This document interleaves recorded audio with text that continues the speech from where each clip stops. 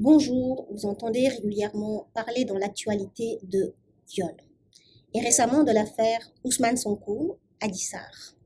Alors il faut savoir qu'au Sénégal, en moyenne 1200 femmes ou filles sont chaque année victimes de viol.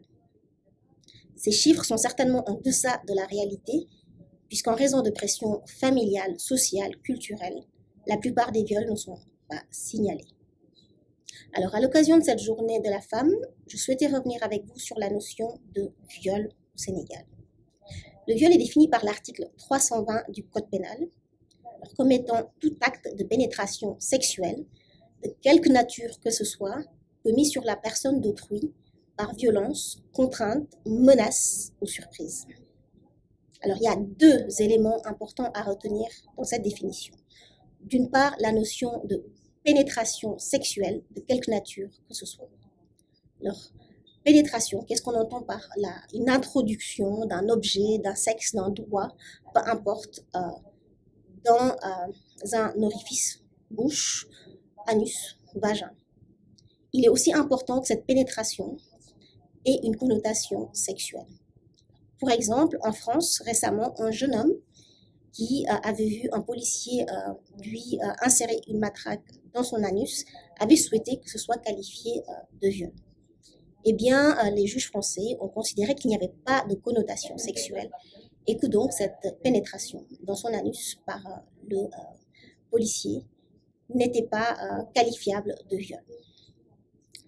Au Sénégal, on verra ce que les juges pourront décider dans de telles circonstances. Toujours est-il qu'il faut aussi noter que l'autre élément pour qu'un viol soit caractérisé, c'est l'absence de consentement.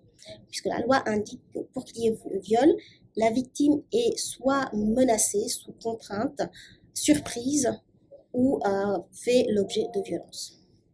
Alors, il faut savoir aussi que l'attitude de la victime n'a aucune influence sur cette notion de viol, son attitude ou sa relation de proximité avec l'auteur. Un exemple concret, une jeune fille en mini-jupe grand décolleté qui flirte de manière très poussée avec son ami, qui le suit à l'hôtel, qui va même à l'auberge avec lui. Eh bien, si elle fait l'objet d'une pénétration sexuelle non consentie, sera considérée comme étant violée. Un autre exemple, entre époux, la question également se pose de savoir si un viol peut avoir lieu entre époux. Eh bien, oui, puisque s'il y a eu pénétration non consentie, il y a viol. Un exemple tout simple, lorsque des époux sont fâchés ou lorsqu'un époux qui, à la suite d'un mariage arrangé, souhaite consommer son mariage, pénètre son épouse sans son consentement, eh bien, il y a viol. Que faut-il faire pour faire valoir ses droits? Eh bien, il faut faire vite, essayer de garder la tête froide, même si c'est compliqué. Il faut se rendre dans les meilleurs délais auprès d'un médecin, gynécologue de préférence, afin qu'il puisse constater donc les lésions, puisse constater l'existence de traces de violence, griffures, morsures, etc. Il peut aussi, si nécessaire, si c'est possible, prendre de l'ADN, donc essayer de recueillir de l'ADN du violeur. Autre chose, il est aussi important de pouvoir porter plainte. Alors, on se rend auprès du commissariat de police le plus proche ou de la gendarmerie la plus proche afin de déposer sa plainte, idéalement munie donc, du certificat dressé par le médecin. Concourt l'auteur d'un viol.